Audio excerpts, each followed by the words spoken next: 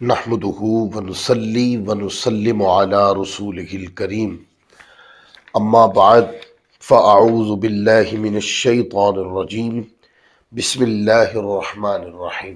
آج نئے سلسلے میں درس الادب المفرد کے ساتھ پھر حاضر ہیں۔ پچھلا درس ہمارا حدیث نمبر 389 یعنی 389 پر ہمارا درس ختم ہوا تھا۔ آج کا جو درس ہے یہ حدیث نمبر 390 سے شروع کر رہے ہیں۔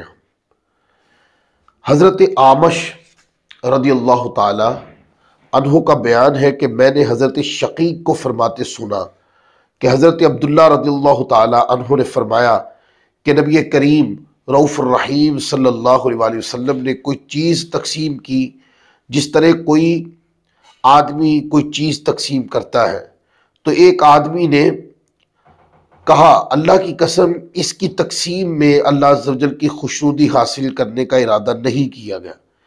میں نے کہا میں ضرور یہ بات نبی کریم رؤوف الرحیم صلی اللہ علیہ وسلم کو بتاؤں گا۔ پس میں آپ صلی اللہ علیہ وسلم کی بارگاہ میں آیا اور آپ اپنے صحابہ کرام کے درمیان موجود تھے، تو میں نے آپ صلی اللہ علیہ وآلہ وسلم سے آہستہ سے یہ بات کہی، تو آپ صلی اللہ علیہ وسلم پر یہ بات شاق گزری اور آپ کے چہرہ مبارک کا رنگ متغیر ہو گیا اور آپ غصے میں آ گئے، حتیٰ کہ میں نے تمنا کی کہ کاش میں نے آپ کو یہ بات نہ بتائی ہوتی۔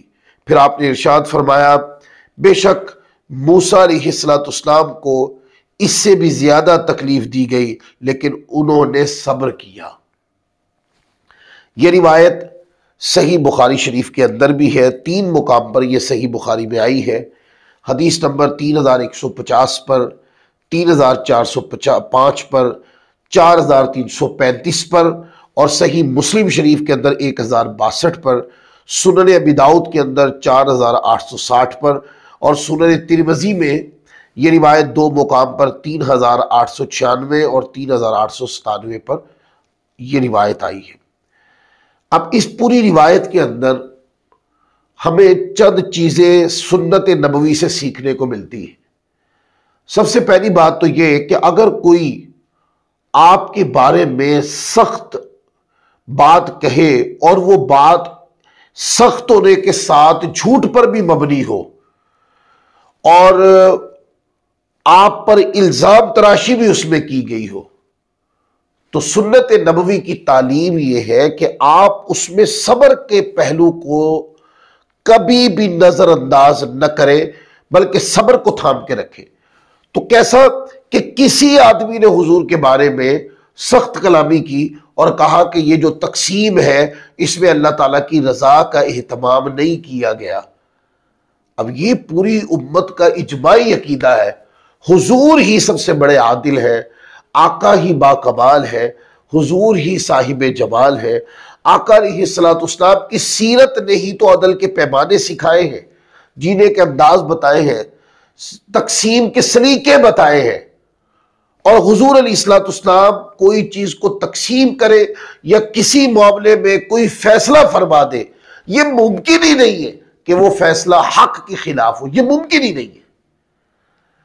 اب حضور کی ذات اقدس کی صورت میں حق کتنا واضح ہو اور کوئی بندہ اپنے ذہنی جذبات کے ساتھ مجروح کرے حضور علیہ السلام کی شان اقدس کو اور آقا علیہ السلام کی ذات کریمہ کو مجروح کرے، اور حضور علیہ السلام اس کی تلخ باتیں، حتیٰ کہ حدیث میں آیا کہ حضور کا چہرہ متغیر ہو گیا کہ اتنا بڑا جھوٹ، اتنی بڑی غلط بیانی، لیکن حضور علیہ السلام نے اس پر صبر کیا، رد عمل نہیں دیا۔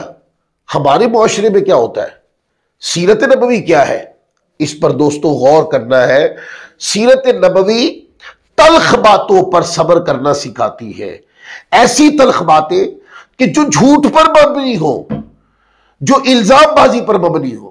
سنت نبوی کہتی ہے ہمیں صبر کرنا ہے، ہمیں جھگڑے کی طرف نہیں جانا ہے، ہمیں فساد کی طرف نہیں جانا ہے، ہمیں انتشار کی طرف نہیں جانا ہے، ہمیں اپنے آپ کو صبر پر مستقیم رکھنا ہے اور حکمت و تدبیر کے ساتھ اس کے حل کے اوپر غور کرنا ہے کہ حکمت کے تقاضے کیا ہے اور ان تقاضوں کے مطابق اس بات کو کس انداز میں درست کیا جا سکتا ہے۔ اس حدیث پاک کا پہلا فائدہ یہ ہے۔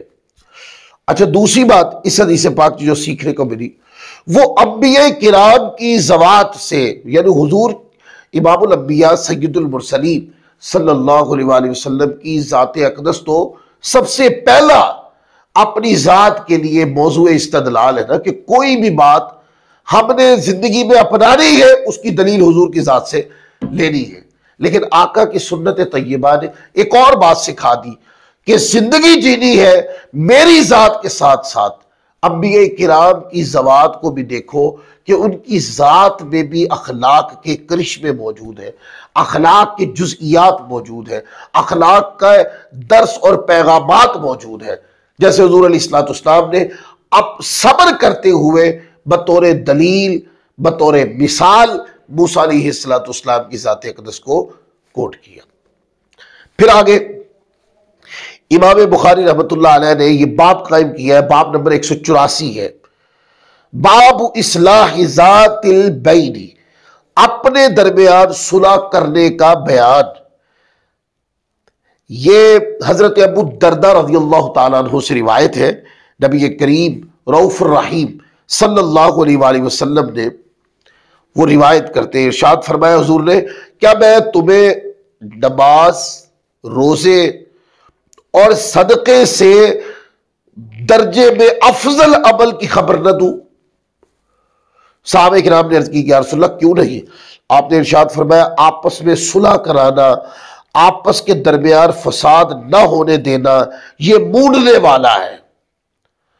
اب اس حدیث پاک کے اندر جب بھی کبھی اس طرح کی حدیث آ جائے تو اس کا جو مفہوم اور مراد ہوتی ہے، آقا نے فرمایا تمہیں نماز، روزے اور صدقے، یعنی تمہیں نفلی نماز، نفلی روزے اور نفلی صدقے سے افضل کوئی چیز نہ بتاؤ۔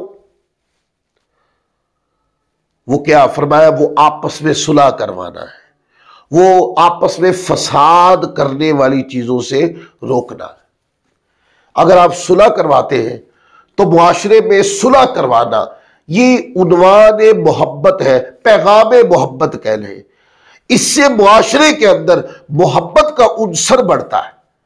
صلح کروانے سے ٹوٹے ہوئے تعلق جڑ جاتے ہیں، صلح کروانے سے ٹوٹے ہوئے دل مل جاتے ہیں، صلح کروانے سے جھگڑا ختم ہو جاتا ہے۔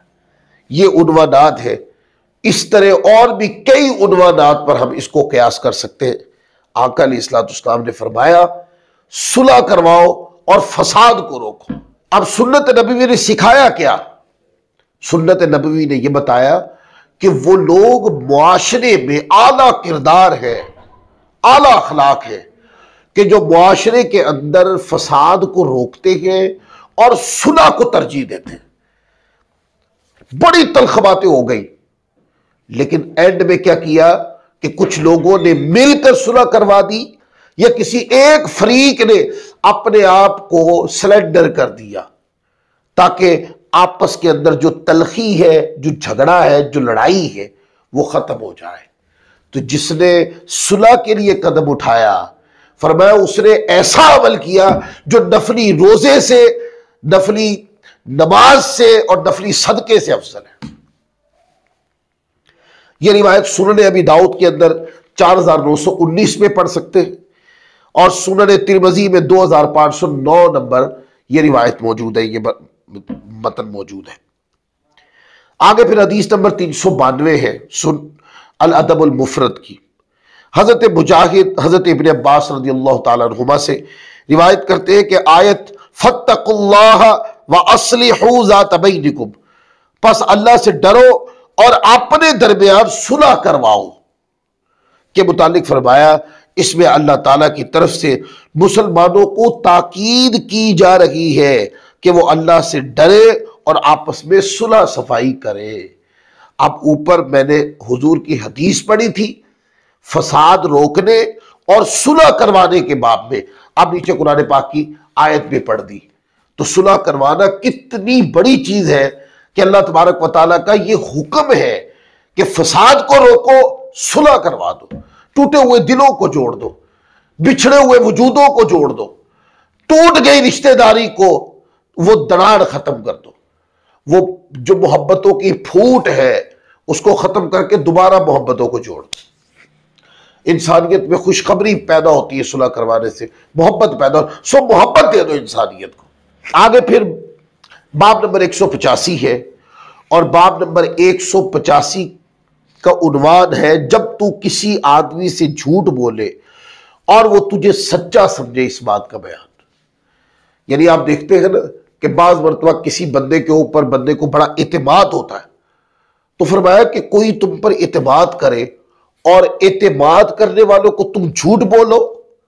ایک ہے جھوٹ بولنا، یہ عمل بدتر ہے جھوٹ بولنا، اس کی مذمت قرآن مجید میں موجود ہے، بدتر عمل ہے۔ لیکن اس بدتر عمل سے بھی بدتر یہ ہے کہ کوئی بندہ ایسے بندے کو جھوٹ بولے جو تم پر اعتماد کرتا ہو، جو تمہاری رائے کو فوقیت دیتا ہو، جو تمہیں اعلیٰ شخصیت سمجھتا ہو، جو تم سے مشورہ کرتا ہو، جو تمہیں مقدس سمجھتا ہو، جو تمہیں اہمیت دیتا ہو، جو تمہیں اپنے سے زیادہ حکمت و تدبیر والا مانتا ہو۔ ایسا بندہ اپنے اس بندے جو نظریات رکھتا ہے آپ کے بارے میں، یہ سارے جو میں نے بیان کیے، اس کے سامنے بندہ بات کرے اور جھوٹ بولتے ہیں۔ حضرت سفیان بن اسید حضرمی رضی اللہ تعالی عنہ کا بیان ہے کہ انہوں نے نبی کریم رؤوف الرحیم صلی اللہ علیہ وآلہ وسلم کو فرماتے سنا، بہت بڑی خیانت ہے یہ کہ تو اپنے بھائی سے کوئی بات بیان کرے اور وہ تجھے سچا سمجھ رہا ہو حالانکہ تو اس سے جھوٹ بول رہا ہو۔ فرمایا یہ صرف خیانت نہیں، یہ بہت بڑی خیانت ہے۔ اس کے بڑے نقصانات ہیں۔ ایک نقصان جو سب سے بڑا ہوتا ہے کہ آپ پر لوگ اعتماد کرتے ہیں، اور اگر آپ اعتماد جو آپ پر رکھتے ہیں ان کو جھوٹ بولیں گے، آپ کے اوپر لوگوں کا اعتماد ختم ہو جائے گا اور آپ پر لوگوں کا بھروسہ بھی ختم ہو جائے گا۔ آپ لائق اعتماد نہیں رہیں گے، آپ لائق دلیل نہیں رہیں گے، آپ کی بات کو بطور حکمت کے نہ سیکھا سمجھا نہ پڑھا ہی جائے گا۔ اور بھی کئی باتیں اس پہ کر سکتے ہیں۔ پھر آگے دیکھیں، حدیث نمبر 394 ہے، اس پر بھی امام بخاری باب لائے ہیں، اپنے بھائی سے کسی چیز کا وعدہ کر کے اس کا خلاف کرنے کا بیان۔ اب یہاں پر ایک بات باب کے اندر ہی سمجھا دیتا ہوں، پھر متن پڑھ کے آگے گزر جاؤں گا۔ دوستو ایک بات ذہن میں رکھ لیں، جب مومن کی یہ بات ہے کہ مومن پختہ وعدے والا ہوتا ہے، جب وعدہ کرتا ہے پختگی سے نبھاتا ہے، اس کو نظر انداز نہیں کرتا۔ بندے کو چاہیے کہ اگر آپ کو تذبذب ہو کہ کوئی کام ہے جو آپ پورا نہیں کر سکتے، تو آپ کیا کریں، آپ اس کی نیت کر لیں اور ساتھ اس طرح کے جملے بول دیں کہ میں نیت کرتا ہوں کہ اگر یہ میری دسترست میں ہوا، اگر میں کر سکا، اگر رب نے مجھ سے یہ کام کروایا، یہ نیکی کا جو کام ہے، تو میں انشاءاللہ آپ کے لیے یہ ضرور کروں گا، اس پر میں نیت کرتا ہوں۔ اب اگر وہ کام نہیں بھی ہوا تو آپ نے اس پر وعدہ پہلے تھوڑی کیا تھا، کوشش آپ نے کر کے دیکھی، وہ نہیں ہوا۔ لیکن جب آپ وعدہ کریں تو پھر آپ پورا کریں۔ اور دوسری بات، ہمیشہ وعدہ اس چیز پر کیا جاتا ہے جو چیز آپ کو پکا پتا ہے کہ آپ کی قدرت میں ہے، آپ اس کو کر جائیں گے، آپ کے پاس تجربہ ہے، اختیار ہے، آپ اس کو کر دیں گے، تو وعدہ کریں، وگرنہ نیت کر لیں۔ آپ کو جب تذبذب ہو کہ معلوم نہیں کہ میں کر پاؤں گا کہ نہیں، تو پھر وعدہ نہ کریں، نیت کر لیں۔ ہو سکتا ہے کہ آپ کر کے نیکی اس کو حاصل کر لیں، اس کو وہ نیکی کا کام کر کے، اور اگر آپ نہیں کر سکے تو کم از کم وعدہ توڑنے کا گناہ تو نہیں ملے گا۔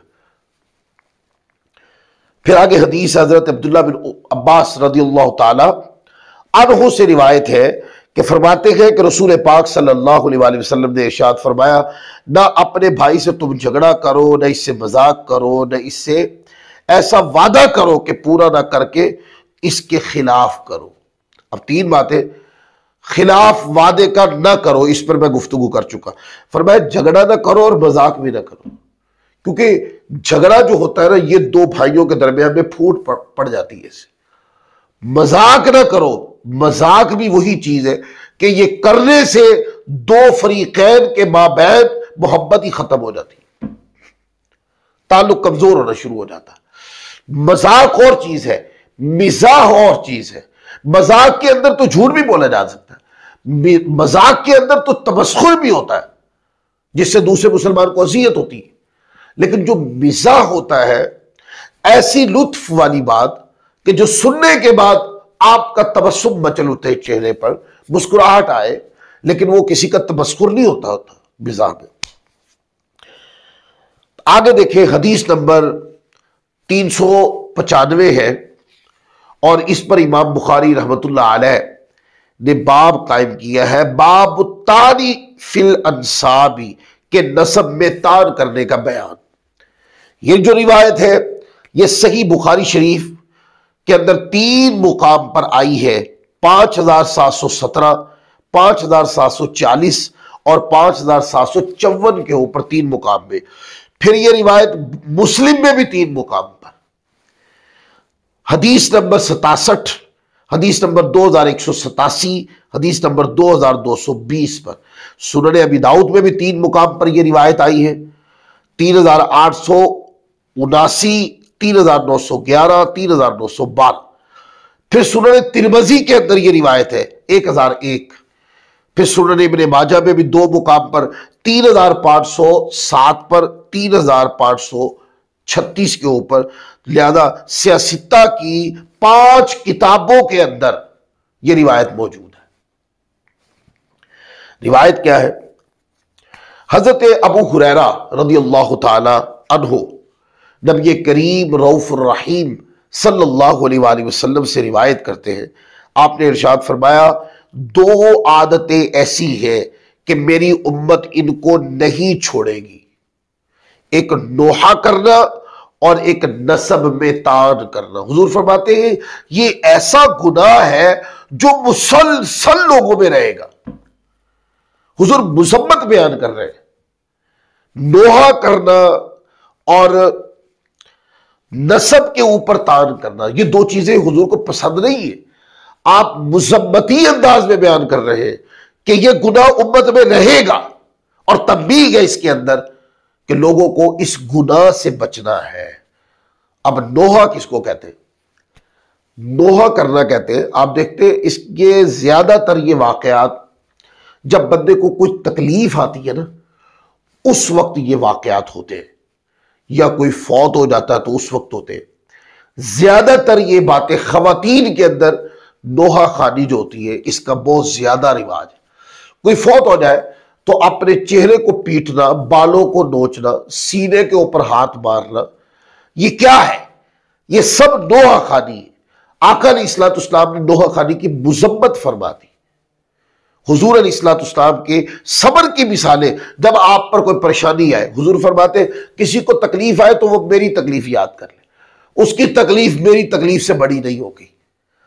آپ کو کوئی تکلیف آئی ہے تو تکلیف کے اندر صبر کرنا آپ کو اللہ کے قریب کر دے گا، کیونکہ قرآن نے فرمایا ان اللہ مع الصابرین، کہ اللہ صابرین کے ساتھ. اللہ کی رضا، خوشنودی، معیت، اللہ کی قربت کس کے ساتھ ہے؟ صبر کرنے والوں. تو جتنی مرضی بڑا طوفان آ جائے صبر کا دامن نہیں ٹوٹنا چاہیے. جو لوگ نوحہ خوانی پہ اتر آتے ہیں، بال نوچتے ہیں، سینہ پیٹتے ہیں، اور اس میں یہی تک بات نہیں رہتی، پھر اس سے آگے دیکھیں یہ بات تو آگے چلی جاتی. خواتین تو خدا سے گلے تک پہ چلے جاتے، یا وہ جاہل لوگ جن کی دینی مذہبی تربیت نہیں ہوتی وہ کیا کرتے ہیں؟ وہ تو آگے چلے جاتے ہیں خدا سے گلے کرنے، اور بعض ایسے کلمات بھی منہ سے ادا کرتے ہیں جو کلمات کفریہ ہیں.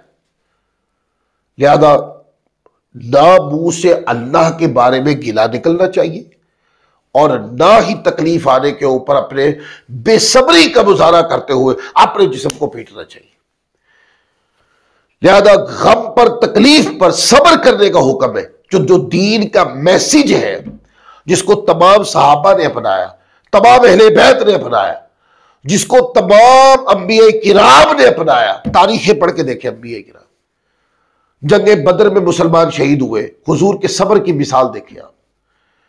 احد کے اندر حضور کے چچا کتنی بے دردی سے شہید ہوئے، آقا کا صبر دیکھو۔ پھر اس سے پہلے مکی زندگی میں مسلمانوں کو جو اذیتیں آئی، حضور کے صبر کی مثال نہیں ہے کائنات۔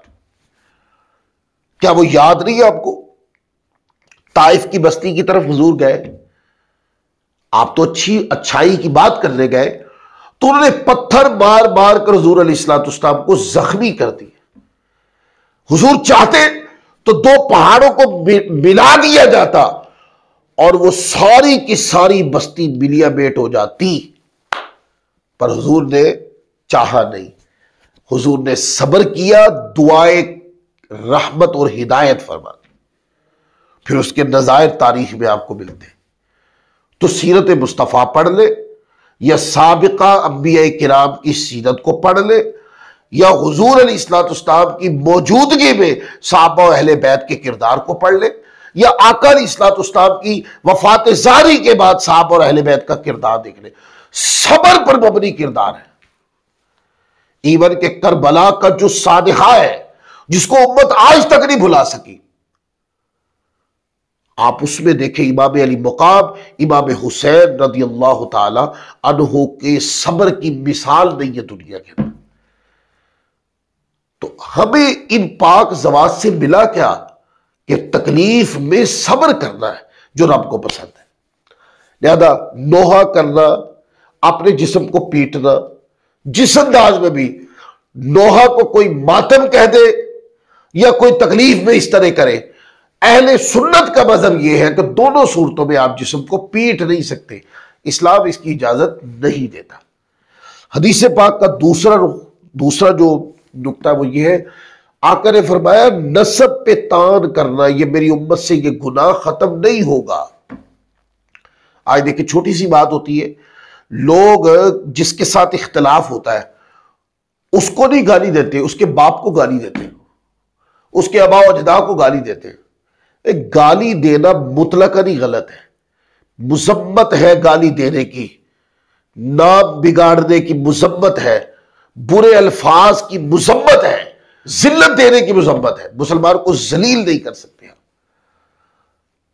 اور جس بندے سے اختلاف ہے، جب گالی دینا ہی حرام ہے، تو گالی دینے والا جس کے ساتھ اختلاف ہے اس کو گالی نہیں دیتا، بلکہ اختلاف اس کے ساتھ ہے، گالی اس کی 4 پشتوں کو 7 پشتوں کو دے گا۔ یہ کیا ہے؟ یہ بھی ایک طرح نسب پر تان کرنے کے مترادف ہے۔ اور دوسرا، کسی کے نسب کو کمتر سمجھنا، کسی کے نسب کو چھوٹا سمجھنا، کسی کے نسب کو حقیر سمجھنا، کسی کو موچی کہہ دینا، کمی کمہار کہہ دینا، کسی بندے کو، یعنی اس طرح کے جملے کسنا مختلف قوموں کے نام لے کر، اور پھر ساتھ کہنا کہ یہ کمتر لوگ ہیں، یہ چھوٹے لوگ ہیں، اور ہم فلاں ہیں، ہم فلاں ہیں، ہم فلاں ہیں۔ اللہ کی بارگاہ میں ہم فلاں ہیں، ہم فلاں ہیں، اس کی کوئی حیثیت نہیں۔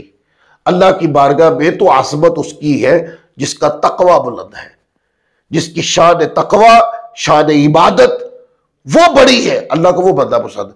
وہ جو ذاکر اللہ ہے وہ پسند ہے، وہ جو قرآن اور اللہ کا ذکر سن کے جن قلوب کو چین ملتا ہے، خدا کو اس طرح کے دل پسند ہے۔ وہ جو ہر ہمتن گوش اللہ کے دین کی مدد کے لیے جد و جہد کرتے رہتے ہیں، اللہ کو وہ لوگ پسند ہیں۔ ذات پات کے اوپر قیامت والے دن جنت اور دوزخ کے فیصلے نہیں ہونے کہ کوئی سمجھے کہ میں عالی ذات کا ہوں تو اس بنیاد کے اوپر میرے لیے جنت کا فیصلہ ہو جائے گا۔ نہیں، ایمان کے بعد دیکھا جائے گا کہ تقوی کی عظمت کیسی ہے، اللہ کی فرما برداری کیسی ہے، اللہ کی فرما برداری کس سطح کی ہے، اس بندے نے اللہ کی فرما برداری کو کس طریقے سے سینے سے لگایا ہے، زندگی کس طرح بسر کی ہے، اللہ کی فرما برداری کس نوعیت کی ہے زندگی میں، اس نے جو پابندی کی ہے، پھر اللہ کی خوشنودی ملتی ہے، پھر اللہ کی رضا ملتی ہے، اور پھر اس کے بعد جنت کے اندر عالی مقام اور رب کی خوشنودی ملتی ہے۔ لہذا حدیث پاک نے بتایا کہ نسب کے اوپر تان کرنے کی اجازت شریعت اسلامیہ نہیں دیتی، تو چاہیے کہ جب بات کریں تو نسب پر تان نہیں ہونی چاہیے۔ آج کا درس اسی مقام پر ختم کرتے ہیں، پھر انشاءاللہ نئے درس کے ساتھ حاضر ہوں گے۔ اللہ تعالی ہم سب کو عمل کی توفیق عطا فرمائے۔ وما علینا الا البلاغ المبین۔